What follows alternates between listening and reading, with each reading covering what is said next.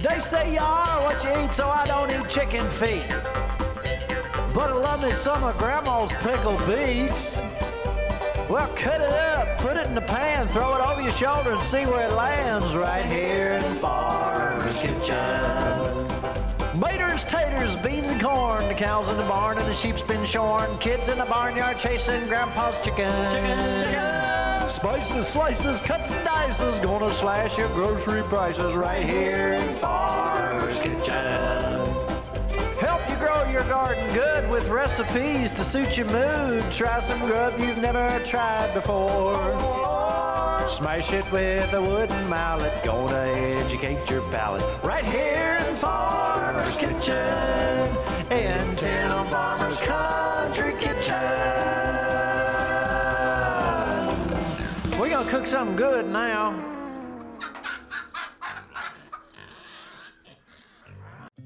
Hello and welcome to Tim Farmer's Country Kitchen. Hello, Mrs. Farmer. Hi, how are you? You look ravishing, You as do usual. Too. Thank you so much. We're blue. You got the memo? I did. You know, we got a fun show for you today. We love to take things as they grow around here. We got mushrooms. We had a hen of the woods, chicken of the woods not too long ago. We've had puffballs. In a little while, we're gonna have some fresh mushrooms. My favorite, which are? Morels. Morels are wonderful. Now, a buddy of mine in Shelby County, he's got them on his farm. And that's gonna be our appetizer tonight. Nick and I were fishing yesterday and we got soaking wet. Wasn't supposed to rain. And right in the middle of our trip, we got soaked. We came home and it was so chilly that we started thinking about soup. I love soup. He wanted chili. Yeah. Okay. Today, as we were moving around, I said, what do you like? What's your favorite soup? And you said? I like Italian. Anytime we go to any Italian restaurant, you always get the Italian wedding soup. I love that, yes. Now, it's a very simple recipe. It's chicken broth, it's meatballs, and a couple little surprise things you might not have ever used before. So I'm glad you can make it. I want it. there's nothing to it. It's a very simple recipe. So first of all, we're gonna start with the meatballs. Okay. Now, typically when you think about meatballs, you think about, okay, I'm gonna have to pop them in the oven, I'm gonna have to cook them, Right. I'm gonna do this, that. These are gonna be really small. Okay. Now, if you've had the Italian wedding soup, and I did a little research on that too, you would think that Italian wedding soup was for weddings. But if you break down the language and you go look at the origins of this, it's not about the wedding of two people, it's about the wedding of the flavors Really? of the meat and the stock and the greens and all that. It's I like did not know perfect that. blend, the perfect marriage of ingredients. So I really looked this up and it's very interesting. And this is an old recipe. Nicki, if you will, we're gonna take about a pound of meat. Now, Okay. if you wanted to use turkey, ground chicken, if you want to use sweet sausage, if you want to use hot sausage, whatever you want to use meat-wise, that's up to you. We're gonna take some lamb and some sweet Italian sausage. Now, not too long ago, we showed you a recipe, if you'll take a look back, we made a sweet Italian sausage just out of some ground pork. We did it right here in our own kitchen. So what we're gonna do is take about a pound of meat, whatever that meat is that you decide that you like. Now, typically you think that you have to cook your meatballs in the oven or so on and so forth. Right. Again, not tonight. These go in the soup. Yeah. So what happens when you've got your water boiling and you got your water hot? Instead of those meatballs releasing the fats into the pan, Goes in the soup. Goes in the soup. Good idea. I tell you what, you're one step ahead of me. We're gonna take 1 clove of garlic. Okay. And you can do 2. And a lot of times you want onions in your meatballs. We're gonna put just really fine diced garlic in those meatballs. Yummy. How's that? That's perfect. Those little chunks. Oh, you're gonna taste that when you bite down on one of those meatballs. In the bowl? In the bowl? You can put that in a bowl. Now we're gonna take some basil and oregano. Okay. Just strip a couple of those off. Perfect. Perfect. Throw it in? You can. All right, now what we're gonna do, Mrs. Farmer, is we're gonna take our meat and our egg and our breadcrumbs and take about a 1/4 cup of the breadcrumbs and a 1/4 cup of fresh Parmesan cheese. Is that all that? That's all that. And I'm just gonna put a little of these in, see how it goes. Yeah, and let's do a little salt and pepper on top of that. And I'll do that while you're mixing. All right, how you like that so far? I like it, I like it. All right, Mrs. Farmer, let's make some tiny meatballs. So little baby ones? Yep. I like that. Perfect. Just think about, they're gonna shrink up when they cook and you wanna Right. be able to get them on a spoon. And what we'll do is make a bunch of these up, Smells set good. them in the refrigerator, And if you're doing other things, you can make these up way ahead of time. The whole process here, if your meatballs are ready, the soup does really not take that. It takes not that long at all. We don't want to make them big again because we want them to cook through. All right, that's what a bunch of meatballs look like. It smells really good. So anyhow, we're gonna come back. The next step is to get some onions and garlic in here. Yum. Ouch, that's warm. Put some onions and garlic in here, saute that up in some butter. But first, let's go do a little foraging. Okay. See if we can come up with a snack that's really good with my buddy in Shelby County, Rick Hill.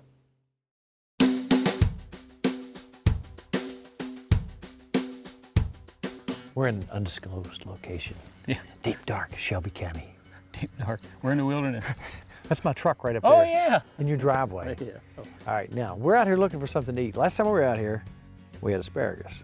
No, it was asparagus, then catfish. Catfish.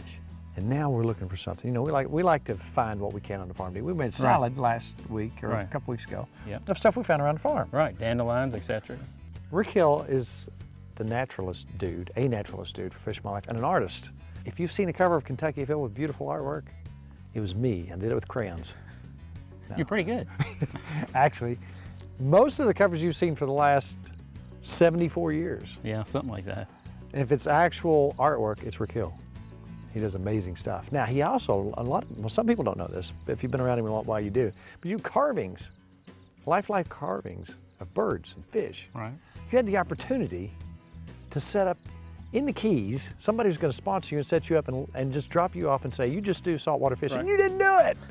My mama never said I was smart.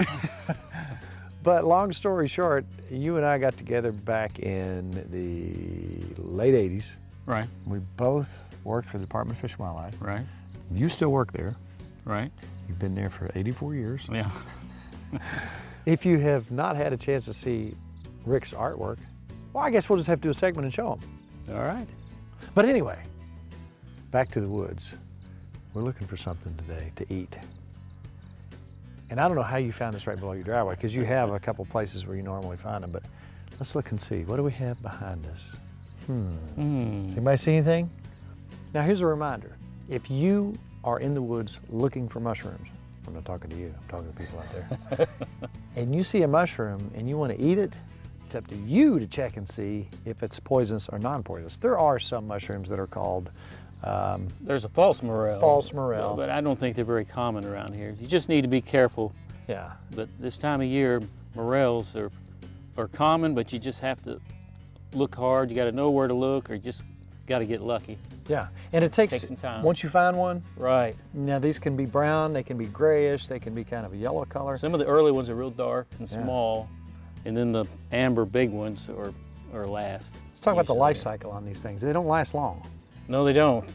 And especially with this weather we've been having, it almost got away from me. It got so hot, so fast, that they don't last long. They start drying up. So you've got to really look. And if you find one, you need to stop walking and just look around before you start walking anymore, because you may step on some of them. You don't want to step on them because they're precious. No, and you find them in groups often. So. And there's a trick, isn't there? When you pull one of these out, you just take it out from the ground and you kind of tap, tap, tap. Yeah, to release any loose spores. So And, hopefully something will come yeah. up. Did you see that one fall off right there? So hopefully next year they pop back up. You grab that one. All right. Do I get to take these home? Yes. Let's go look for a few more. They smell woody and nutty. Oh, I love the smell of a morel. Let's go find a few more. Let's do.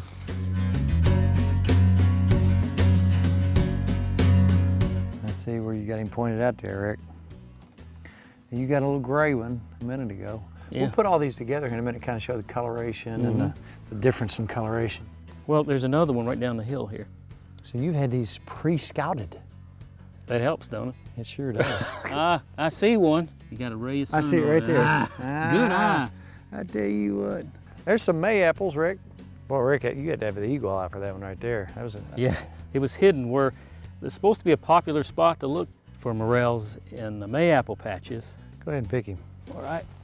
I tell you, it's nice to have a mushroom scout. I didn't have any on my place, Rick. I'm gonna do one more look. There's probably some there somewhere. I have looked and looked and looked. And I can find them. I found them other places turkey hunting, but that's a good one right there. So that's what a morel looks like. And that's some of the best eaten, as far as I'm concerned, in the woods. Well, here we go. The Rickster comes through in a crunch.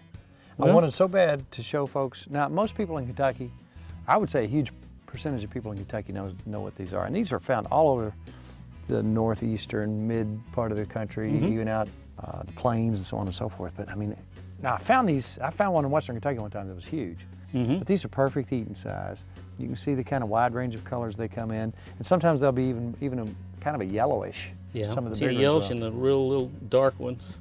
These are just some gray ones, and then I call these amber color, kind of honey color. Right. These other ones. Now again, I can't stress enough, if you're watching this and you don't know your mushrooms, it's up to you to ID those and make sure they're right. And now we're gonna do a little thing. It's a kind of a twist on a recipe we got from somebody who made some mussels in Midway. Sounds good. Hey, you notice there's still some light left. Let's go find some more. I ain't scared. All right. All right, let's go find some more. All right. All right, so we took the mushrooms after we got back from Rick's. We cut them in half. We rinsed them off. And there's usually some kind of bug in there, but this was full of little bitty, tiny little jumping bugs. Yeah. Now, if we want to do a quick outside job, and these little Lodge little carry grills, you can pack them with I you. love it. If you want to saute something or do something just right now, Right. and you're traveling on the road or whatever, you got your bag of self-lit charcoal, boom, There you go. bam. If you'll cut me up some onions, Nikki, just in rings, Rings? thin Okay. rings. All right. And then I think a little bit of our garlic that we got left from Mac. All right, we're gonna use a little Pernod, which we've used in other recipes. It's got a really wonderful flavor. Smells delicious. And it's almost like an ouzo. Yeah. I think it's got a fennel and almost a licorice type flavor. Now, it's not overwhelming licorice, but it does add something nice if you're doing mussels. So remember the recipe? It's good. Our, It's very good. Our buddy did over there at Mezzo. Now, what we're gonna do, it's pretty simple. The mushrooms have this like a nice consistency. And, usually we just take onions and mushrooms and a little salt, pepper, and garlic. Right. It's delish. And butter, and you're good to go. We're gonna do something a little bit different today, but not that much different. We're just gonna add a few more things. I think it'll really add a lot to it. So, if you will, cut these in half. Okay. So we have like long strips. And that'll go alongside of our mushrooms real nice. Take a little bit of a shallot and cut them up into small pieces and a little bit of garlic. So if you're on the road, you want to put some burgers, steak. We've done all kinds of appetizers, all kinds of stuff. Like quick and easy, nothing to it. Get your charcoal hot and boom, you got a place to cook. And it's cute. Look at it. It is. Excuse me. Natalie loved it. I'm gonna take about half of the stick. I tell you what, Nikki, if you want to go ahead and drop the about a third of those onions in there, all of the shallot. Now I'm gonna salt and pepper this according to your taste. And just cut me up some real fine rings. The garlic? Just drop them in there whole. Okay, we're gonna take these little guys out, get them nice and dry because we don't want them any moisture on them. Okay. Now I can't stress enough that when it comes to mushrooms, it's up to you to identify them. And Nikki, if you'll take some of this, a little bit of this fresh basil here, Okay. cut that up in just really small pieces. Now remember, these have soaked overnight to get the critters out, and there usually are some critters. I've seen everything from spiders to, we don't mind the little bugs in our food. And they're still nice and crunchy, aren't they? They still look pretty good. Yeah, I tell you what though, they go south pretty quick, so if you see them, get them quick. Hey, what do you think of our new table? You know what, I gotta tell you about our table. Remember Nick? We were cutting trees outside. Nick's pretty handy. Hey, that's my birthday present. I love A it. birthday present, it's a beautiful table.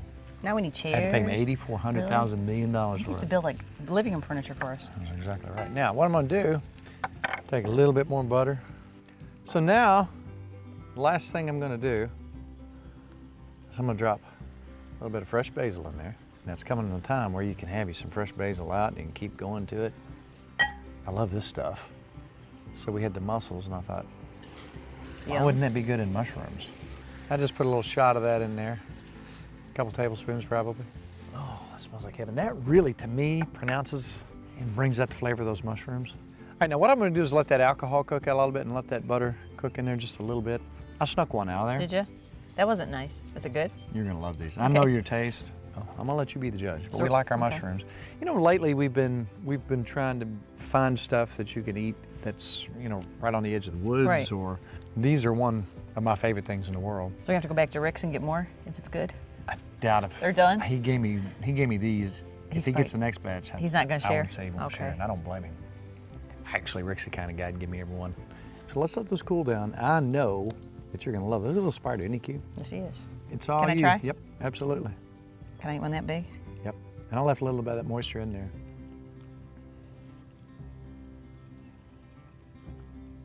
That's good. You love it? Mm-hmm. Wow. That's probably my new favorite way to That's eat really good. mushrooms. You know, it'd be a good side snack to this. We don't have it today, but a real thin slice of bread, toasted. Oh, yeah. Which you can lay right up here and toast. And dip so it you in can there. sop it up. That would be delicious. You say, okay, I don't have any Morels, and a lot of people don't. Right. Go to the store and get some baby bellas. Do the Yeah. same thing. Or some shiitake would be really good like that. These are good. But a lot of people have been asking us to grill. It's summertime. Right. Maybe we'll have a summertime sizzling grill series. If you like this idea, let us know on our Facebook page. But a lot of folks grill, and there's a lot of good recipes, a lot of good marinades, things that you can do that are quick and easy for summertime. And so we're preparing a place where we can video outside and do some grilling. Mm-hmm. Okay, I'm gonna eat the rest of these. All right, that's good stuff.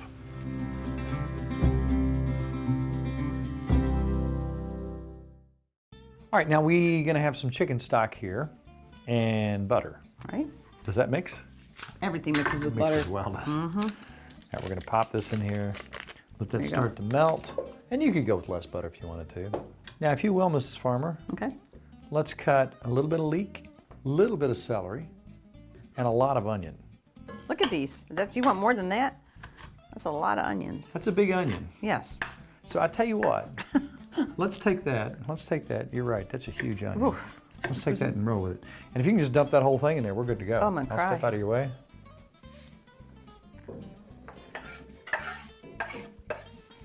All right, now, as we always do, we're gonna make us a little spot here. Nikki, if you'll take one of your larger cloves there, I'm gonna make us a little space.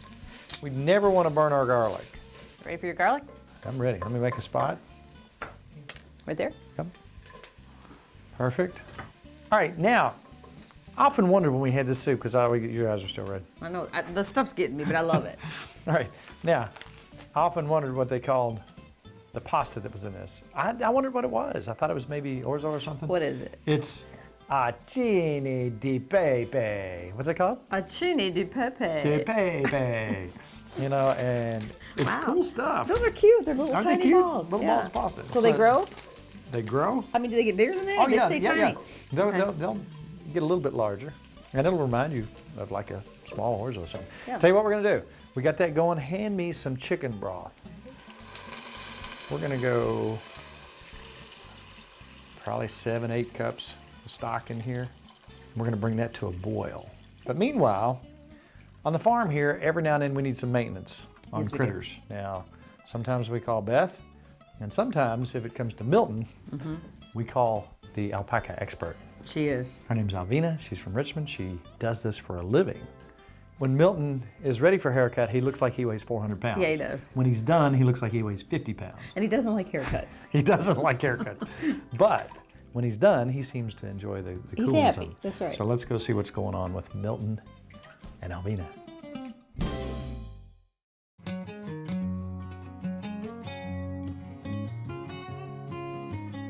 Alvina is back now. If you don't know who Alvina is, what's the name of your ranch? River Hill Ranch.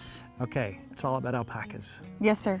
Now, we're going to revisit a few things. You've been on the show before, but it's time for Milton to have his yearly change of garment. So you're coming in and taking his... He's getting naked. He's getting naked. Yes. And he looks so skinny. He looks so silly. They But look like long-necked aliens because They they got those are. big eyes. He is a different grade. Now, there are different grades of... Explain that to us again, if you will. The actual fibers from him are different from some. How do you grade them? There are 6 different grades of alpaca, and the finest grade would be grade 1, and that's the most super soft, amazing stuff you've ever felt in your life. And then there is, in the middle would be equivalent to Rambouillet wool or merino wool, Corriedale, those are fine fibered sheep. And then on the coarse end would be more of rug quality. And so they produce the whole spectrum, so you can make really amazing stuff that you wear close to your skin, all the way down to even the rugs feel phenomenal against your feet. But you wouldn't want to take rug fiber and make it into a scarf because it would feel itchy. Is this more hypoallergenic for people who are itching from wool? Is it easier on their skin? People are allergic to wool for usually 2 reasons. Either it's a physical irritation because wool has barbs that stick away from the fiber shaft. So alpaca fiber doesn't have those barbs so much. And then sheep produce lanolin, and a lot of folks are allergic to lanolin. Well, alpacas don't secrete an oil like that. Right. So that's what makes them hypoallergenic. Today you're here to take a look at Milty, relieve him of his summer coat. And Nicki keeps bothering me about, she wants Milton to have a girlfriend. What's your thoughts on that? Well, I have a couple ideas. Okay. So alpacas come in over 20 colors. We don't typically do the color combos because it's then as a fiber person, I have to go through and separate it all out. Yeah. But I do have a black female that she's only got a little white spot on her, so we call her whiteout. I think she would be lovely if you guys would be interested in having a different color, and then it would definitely be a coin toss on what color the baby would end up being.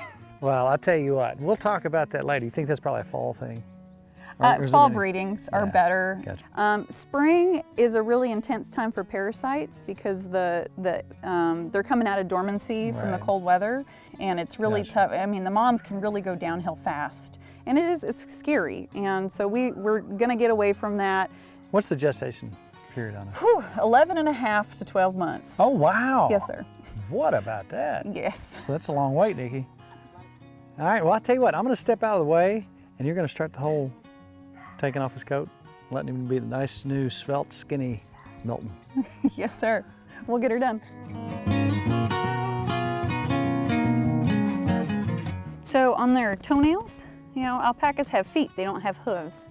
You want to hold them flat with the pad of their foot and just clip that toenail that's curled away. What you don't want to do is do this, because they have a little vein that comes to the edge of their toe there. It's a quick, just like a dog's foot when you're trimming a dog's toenails. So if you do that, you're gonna cut that quick, and then they're gonna start bleeding. And then it's not a huge deal when that happens, but you know, any cut, especially walking around poop and mud, it would be open to infection.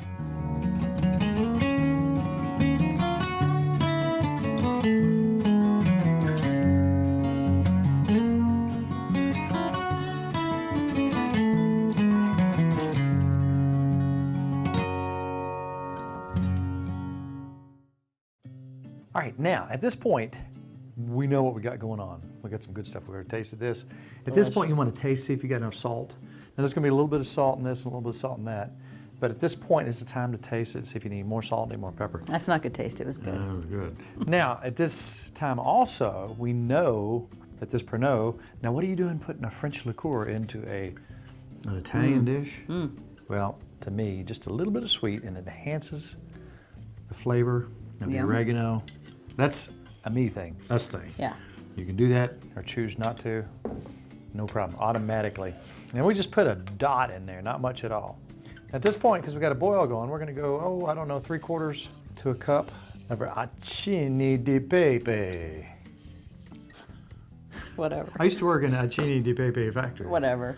I believe you. And at this point, we're gonna cut these up into some smaller pieces. Now this is gonna wilt. Probably need to be about this size right here.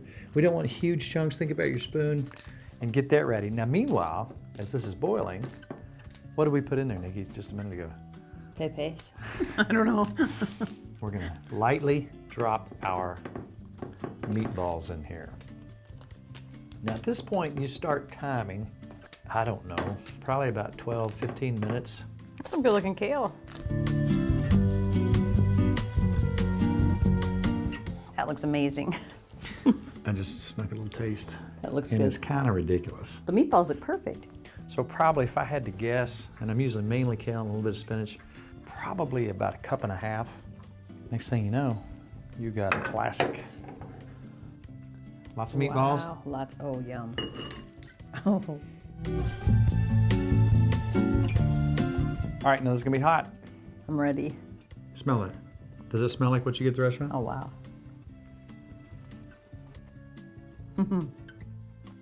That's amazing. You know what? Oh, wow. This made it better. I like that little. That brings out Wow. the basil and the oregano, and we didn't use a lot. Now that's kind of expensive, but a little bit goes a long Yeah, way. we've had it a while. Well, while I'm letting this cool down, let's talk about the fact that we have like a gazillion and 20 recipes.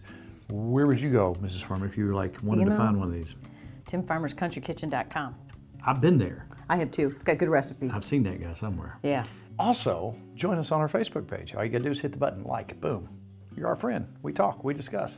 And tonight, this day has passed, so that means it's all about Good times good friends. and good eats. You really like this Yum. stuff. I do love this.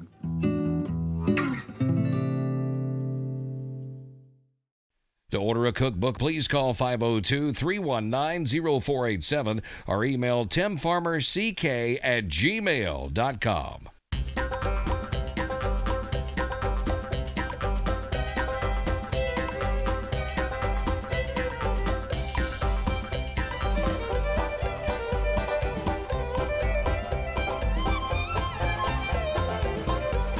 Special thanks to CKY, Canoe, Kentucky, Furniture World Superstore, Housewarmings, Lodge Cast Iron, Tater Knob Pottery and Farm,